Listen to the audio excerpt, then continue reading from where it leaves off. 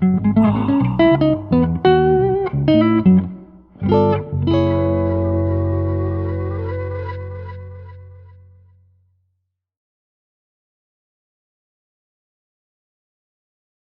one thing that I'll say to Logan's point he was just making, and Logan, I don't know if you wanted to finish that. Go ahead. I feel like today with the way media is and how we can see what's going on anywhere at any time instantly with Twitter and people just uploading things. Right. We take a lot of concern, like, what's going on. I don't want to downplay, like, I forgot which poor soul got killed, like, in Wisconsin this year during the summer, during the riots. Mm-hmm.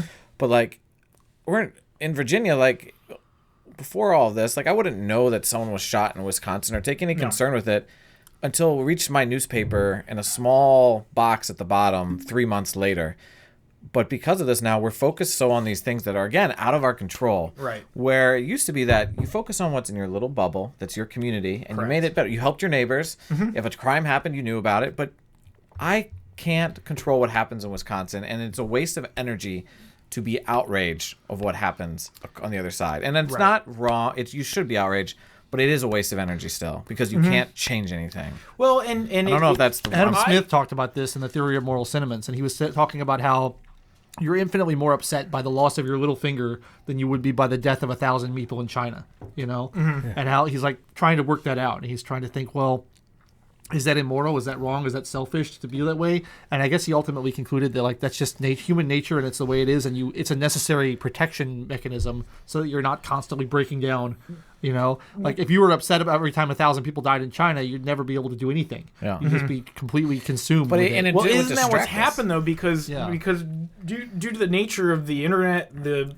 24-hour news cycle, the social media, you are constantly barraged with every evil of the world, and not even just in every injustice that happens in our country. If you would like to find more, you can also find access to every bad thing that's happening anywhere in the world at any moment, and that's it distracts us from probably what we're called to do, whether you're a Christian like myself, where it's written to my religion what I'm called to do, but you're distracted. You're not doing. I'm supposed to, love my wife, my children, my friends, my small community. But if I'm so caught up in what's happening on the other side of the country or the world, you can't do that. So how am I supposed to make what I can control better if I'm like, oh my gosh, did you see? We need police reform.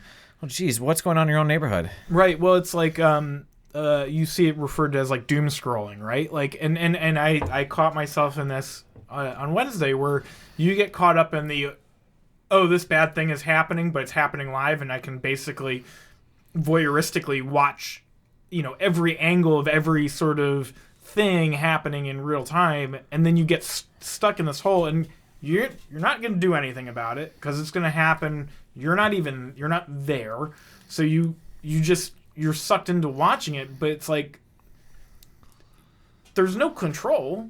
Yeah.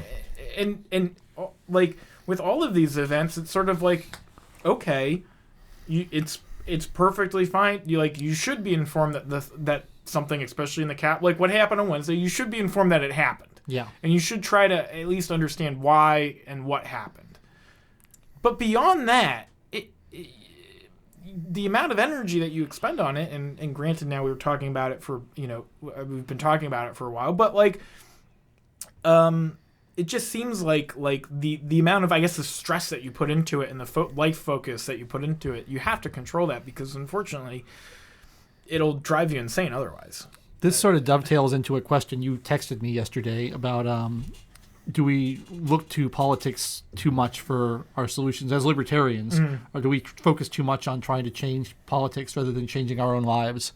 And I thought that was an interesting point. Do you want to say what you were thinking? Yeah, the exact quote I was talking about, like being a dissident, and I was like, do we as libertarians, and I think I said conservatives too, trying to be general, but do we focus too much on political dissidents when we should be focused on non-state politics dissidents and looking for a way to opt out of social norms? Like, because a lot of people are probably sitting around like, Trump lost. Oh my gosh, Biden's coming in the next 4 years. We're going to be communists, which is a ridiculous take to have. But people generally really, truly believe that. I think so. And they can't define communism either, but they believe it. In their heart, they're very sincere. And I'm like, and they're always our solution is like, political dissidents and however that goes about. People think, what can I as an individual do to change what I see happening or to fix what I see happening? And what can you do? Well, you can vote. Doesn't really do much because you're one of millions and millions of people voting. You can show up on the Capitol and stand on the lawn and wave a sign. Doesn't really accomplish much. Or what can you do in terms of your own life to opt out of these systems or to try to come up with alternative ways of doing things, which I think is ultimately more productive. And especially if you do it in community, I think. If it's a group of people getting together voluntarily, agorism, coordinating, coming up with some alternative where you can bring in people that know a lot, like a businessman, a technologist, someone else. Like, oh, we can create this as an alternative to something. I'm thinking on a Catholic perspective, my low-hanging fruit example was like Joe Biden, who he's tapped to run HHS, is the same person who decided to go after the Little Sisters of the Poor and sue them because they didn't want to provide birth control or abortion-causing drugs for early pregnancy. It was against Catholicism's teaching, so you shouldn't expect a nun to pay for that. It's a nun. Well, and especially a nun, they're not exactly at risk. But that's very true. That's a shot across the bow, though, to appoint that guy to such a powerful position. So I'm like, a lot of people will be compromised on their beliefs, but like, is our solution to go protest and march around the Capitol and then vote and then get all worked up over who's president, or should we be looking more innovatively to create some other community, which is there's the Samaritan Network, which is like health cost sharing. Right. That's a low-hanging fruit example because I'm not very creative in my own head, but I'm like, my go-to example would be people opting out of the school system and saying, I'm not doing that anymore. I'm going to teach my kids at home. And that's a good example of opting out. Yeah. But this is sort of a debate that has gone through the extreme libertarian community for a long time. You had the Rothbardians who were like, well, like it or not, the politicians are the ones who control what you do. So if you want to change things and get more freedom, you got to go and get the right people elected and run for office and vote and do all these political actions in order to affect change. And then you had a guy named Samuel Edward Konkin, I think his name was, who was said that's kind of a contradiction in terms. You can't use political power to reduce political power. It's never going to work. Right. And he said that's a waste of time. You should go and just kind of do black market stuff and do under the table stuff and just try to ignore the government and avoid the government on a more personal level. And that's the way to bring about the most freedom. And those two hated each other and fought all the time, even though they both ultimately wanted the same thing. Well, I guess so to both of your points, I guess the thing that I hear out of that and what I think, and I agree with both. I agree with Mike's sort of whole ethos here, and is that take it, and I think that people need to take stock of what the government actually controls in their life, like actual important things that matter to you on a day-to-day basis. What does the government control?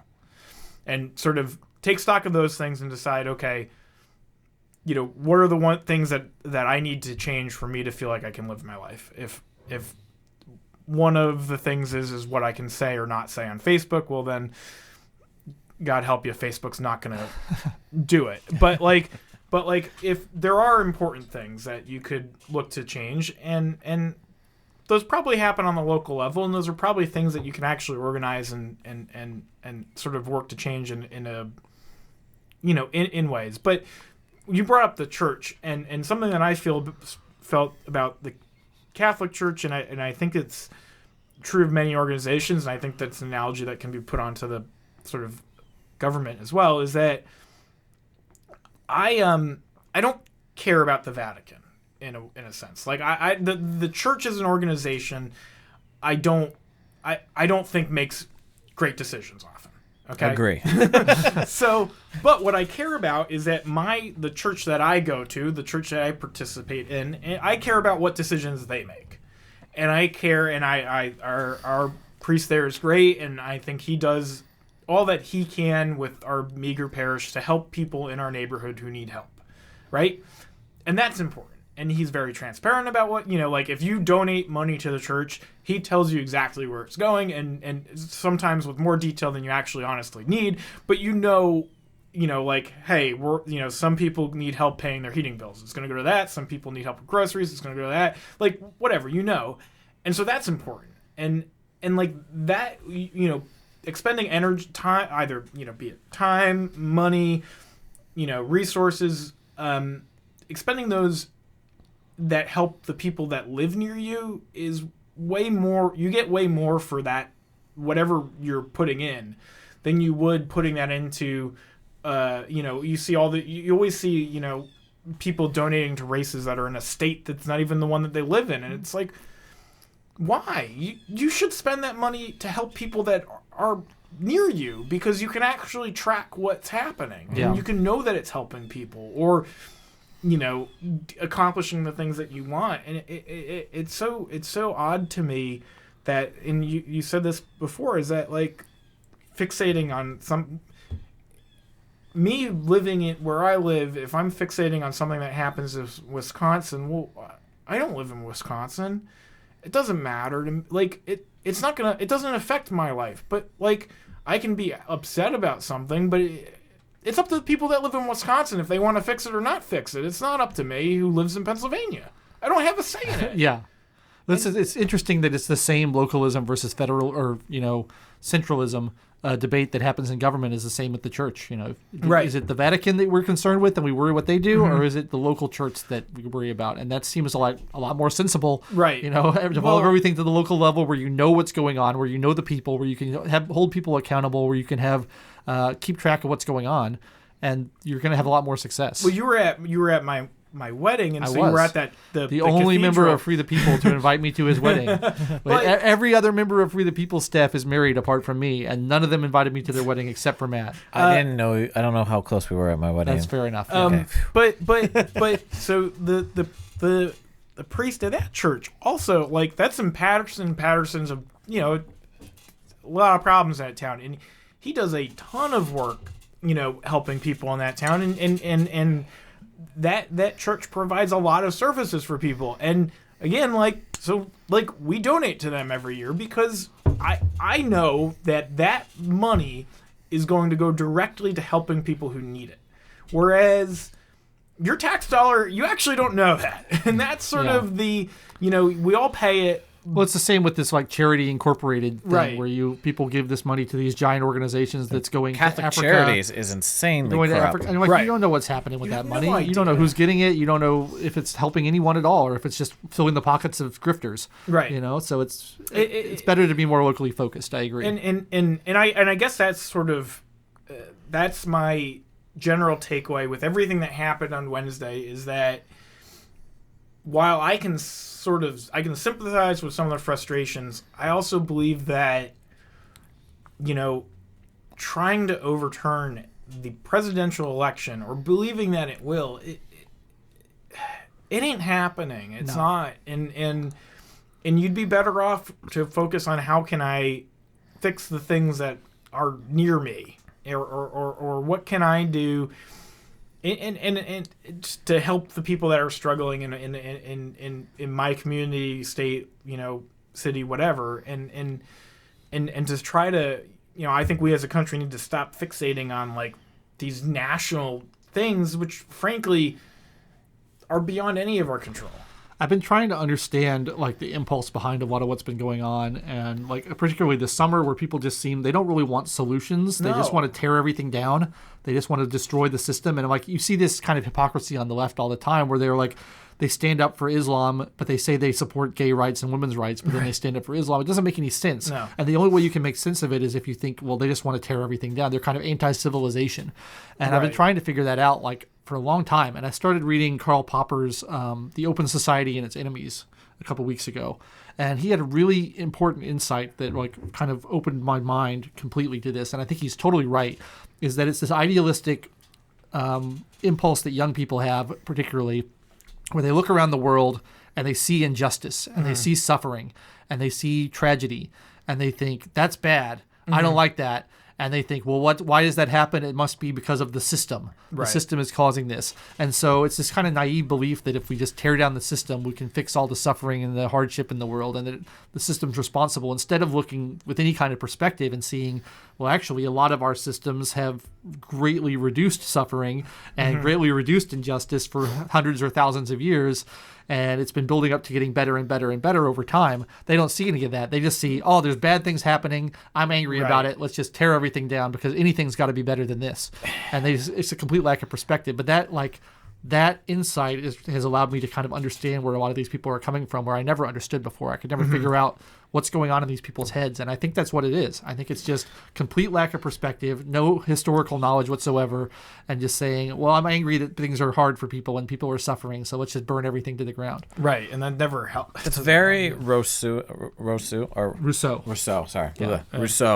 Rousseauian. But also, I don't know if he said it. No, he definitely didn't say it because he wouldn't have agreed with it. Because he wanted to strip everything of. He was so individualistic. They wanted to strip everything, all tradition.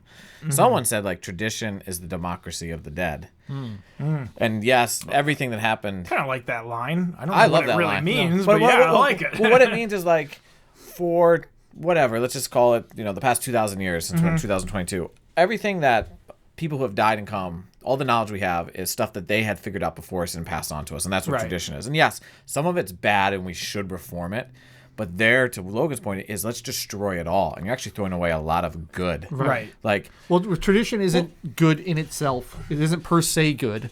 We shouldn't just keep things going because they're traditions. Yes. But traditions exist for a reason. There's a reason why people started doing it that way in the first place. And before you just scrap one, you should really take a hard look and figure out what is the purpose of this tradition. Why does it exist? What is it there's a lot of trial and error that went into that. Exactly. Right. And that's a lot of knowledge that we don't have, because I always think like the biblical story of the ark, and imagine the whole world getting flooded. Imagine like right now it's just you and your family and everything got destroyed in the world and it's just you. You would be a caveman. You know nothing. Like, you know how much knowledge, which is just wiped off the face of the earth. Gone. Yeah, like you'd just be in a cave, like rubbing two sticks together, trying to get a fire going, and thinking like, what do I know? I know videography. I have no usable skills. I worry about this constantly because like I don't have any post-apocalypse skills at all. No. All At my that point, skills you are just like die. I'm a good writer. I'm good at I can do sound for these things, but like all my skills I have are more intellectual, and it's like I can't build a fire. You rely. I'm gonna be in trouble. Yeah, there's my neighbor who I'm a very intellectual guy, retired Marine or former Marine. He didn't do 20 years. He's reading a book on like SAS, like survival skills. He reads it once a year to take one new skill. I was like, I'm going to be hitching my wagon to you. I'm sticking with you. Well, it is funny though, because you think about like you buying a home or owning a home, right? You own your home, right?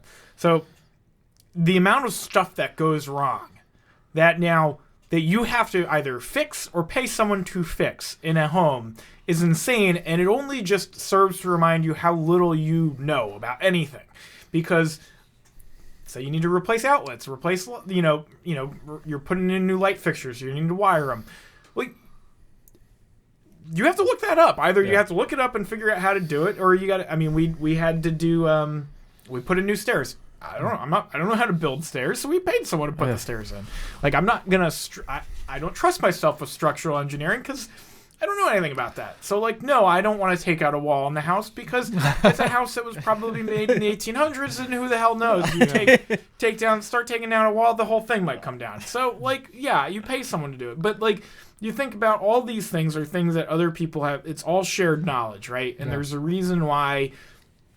I think that the notion of the complete individualist is it's a folly in a sense of like, you will never pursue anything you actually are maybe interested in because you'll be constantly trying to figure out how to do all these other things. You're going to be figuring out how to not die. Right. That's the main thing, yeah.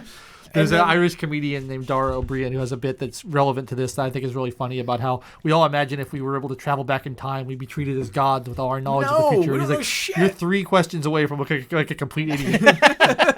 In the future, we've got an amazing device that can keep food cool and it will keep it from spoiling. Well, how does that work? Well, it's got a cord that goes into the wall. You plug it in. What happens in the wall? I don't really know. Sure. You know what will expose that in you though? Having a toddler ask you a couple series of whys. The whys, and you get to the point where you're like, I don't You know. have an existential crisis with the whys. It's like, because it's good to be alive and it's bad to be dead. Why? Whoa. Wait, I don't know. Okay, wait, since you brought existential crisis, I also feel like 2020, everyone had to cope with their own mortality in some weird way. Yeah. I've spent an inordinate amount of time thinking about my death. How long I have. I've been prepping for this actually, because I love that. Continue with your thought first. But because, you're thinking about like, because now you're stuck inside, so you end up especially like at night, like late at night, your mind drifts, right? Yep. And I've just been trying to like just doing the math on like, okay, well, figure I may have like, maybe another 40 years or whatever. What am I going to try and do in those 40 years? Like, do I have enough time? Is the world going to be okay? Like, you could go crazy, and I feel like everyone's sort of dealing with it. Like, people that live so much longer, so I feel like there's generations now where we haven't had to like deal with death in a way, like and I think that people like that I don't know, that's a good thought. No, I mean I know very few people who have died, whereas like thoughts. it used to be where 7 of your siblings would have died by now, and you just know. But Right. I've only encountered like 2 or 3 people in my life who have died already. So. We're starting to get to the weird. I'm in the phase now where my friends' parents are starting to get the phase where they're getting early onset cancer. I mean, you experienced this. Yeah. And I'm like, this is gonna be totally like a humble brag or something. We really try to make a commitment to pray the rosary every day, Right. my wife and I, with our kids. So I pray for your mother every day. Well, thank you. And I have like 5 other friends whose parents are battling cancer. Yeah. So I list them off. So I better say them by name. It's when we do our working, by the way. I intentions. appreciate it. So, Doing well. So I'm like, man, I got Logan's mom. And I list off like 4 or 5 other friends. I'm like, this is a weird phase I'm getting into. Yeah. Right. I was like, I wonder what the next phase is at. Well, and it is wild though, right? Like because it just I don't know. I even think about to bring it to more broadly. You think about we can bring it back to music here, but think about the musicians that we listen to and follow and go see tours for, right? Yeah. Like I am an enormous Bruce Springsteen fan. The man is like 75 or something. Like he's in his 70s now. Yeah. Okay. He has been an icon for our parents' generation, our generation, and our grandparents know who he is. So you think about like that is a dominant cultural icon that eventually all these things are going to go away, and like what's going to be left? Like all of that shared culture is about to die in the next 20 years. Yeah. I think that explains our reaction to the virus too. I think people started I think one, we're so materialistic focused, and I think materialism goes a lot deeper than just I like stuff, but like people we don't contemplate the afterlife or what happens after we die or whether we believe it or not. And then when a virus shows up, we're like, oh my gosh, we might die. And Right. if you only think you have this finite amount of time, which I don't, I believe I've infinity after. I've really redoubled my religion, my faith. If you over the don't past believe in what I believe, it Right. makes sense a little bit to lock everything down. If you follow the logic a little bit, it's like, well, I have to preserve this. Right. I am obsessed. See, I don't really agree with that because Say- I'm not a big believer. I don't Yeah, really, that was- I don't really know what I interesting believe take. about the afterlife, but I don't have a strong belief in an afterlife or not. And I feel like I got to make the most of what time I have here. So I don't want to lose a year to being locked down. Yeah. I want to spend that year out experiencing the world because it's Because the you're only year. saying, like, It might be the only year I It's a have. difficult way- that's what I have. So one of my favorite like nerdy Catholic things. I don't even know if it was originally Catholic or originally ancient Rome is memento mori. Yeah. Because I know the one Caesar had to put it on all his centurions' armor, but it's very Catholic. Remember your death. Right. And there used to be a tradition to keep a skull in your home as an early Christian to remind you constantly you have a very finite amount of time on the earth. So my favorite rosary has a skull on it. It's a mental more. It's I think my wife's metal. like, "This is very weird of you." Yeah. But I was like, I love this. I don't know if you noticed this, but all of last year, a lot of the readings were all dealing with this sort of, and I mean, we're preparing for death, basically. Oh, I didn't pick up on it. You didn't pick up on that? A lot of reading. There were a number of readings especially in lead up to Christmas and stuff. There were a number of them that were very focused on the sort of, prepare yourself for. Well, it's probably very Advent. It's probably done on purpose It was by whoever organizes that. No, it certainly was, but it was you end up reflecting a lot on that, Yeah. and so you can, I don't know, I can see why like you'd kind of why it's easy to get lost in the current moment if you don't think that there's anything else, or if you don't have any sort of belief that anything will work out. Like Yeah, I just keep thinking yeah. about the people. Like, there are lots of people who this will be their last year. right. And Yeah, it makes me that's sad to think that, like, instead of doing all the things that they would have done with that year, Right. seeing all the bands they wanted to see, reading the books they wanted to read, doing all the things they wanted to do, they're locked inside. Right. Spending time with the loved ones they wanted to spend time with. They're stuck. Well- and like that would be a terrible last year to I have have. a 90-year-old grandmother. Right. We can't go to New York to visit her because Virginians are banned from New York. So for her 90th birthday, we all sent like a video of like what lessons she taught us in life, which is sweet, and she cried. But I was like, we should have been there like partying with grandma. If you can make a 90-year-old woman cry, I feel like you've done your job. Well, my grandpa's 95, and I mean, fortunately for him, he lives in Texas, so he's been able to escape his like, he's in one of those like old retirement. You know what I mean? Yeah. But like, what? And this is actually a whole other topic, and we can go. We don't have to go down this rabbit hole, but you think about like the elderly, right? And sort of in many cases, these lockdowns are meant to help them, right? But if you're in your 90s, would you like? It's a would you rather? Would you rather at least get to enjoy your time and go see your family? See what if you've got friends left, see them, and do that stuff. Or spend your if you get, maybe you get the COVID and you pass away, like, and you pass away without being able to see anybody before. That's horrible. My great uncle, he's 104. Wow. Holy cow, you're gonna live forever. You got a great gene pool. So, Everyone in my family dies at like 60. My great aunt passed away last year. His wife, and they'd been married probably for 60, 70 years, basically, right? I think they got married after he got back from World War II. So, like, they got married in the 40s, right? So they're in their 70 years of marriage. That's pretty impressive. So, okay, they're both in the, and one of these, adult living. My great aunt, she had dementia, and so they were in the sort of dementia. He wasn't allowed to be in the room with her when she passed away. It's insane. Because you're under 5. Who cares? Who are you protecting? Yeah. These two people had been together for 60. They're the same person. Like at that point, two become one. And that's such a devastating, emotional, horrible thing to do to people, and to what end? And that's the thing that bothers me so much with a lot of these. The way that they've decided to blanket case deal with all of these restrictions has been, we're going to do this across the board, and a lot of the times they think it's because they want to avoid liability, be blamed for something. But there's the human element and the emotional element and the mental element is completely divorced from any of these decisions, and there's no care for what those effects are. And so of course the psyche of the entire populace is going to be messed up, and so to bring it all the way back to Wednesday. I'm not shocked. Yeah, that's a wrap up too. Bringing all this because we went down a lot. Yeah, we did a lot of directions. No, it was good because I think there's two conversations to be had, kind of that we need to have, and I think there's a surface level one that we will have, whether it's right or wrong, correct or incorrect, like who's to blame, who incited, or who set false expectations, who should be held responsible for the collective, which is I don't agree with, but it's a conversation we had. But then I think there's the deeper conversation that we were starting to scratch at a little bit, right? Which I don't think we're gonna have as a society, because it's gonna require a lot of looking inward at our individual selves that I don't think anyone's comfortable doing. Certain people will do it. There'll be conversations like this around dinner table, but on the average it won't be done, and it won't be done well. So that's just my take on it. We do need to,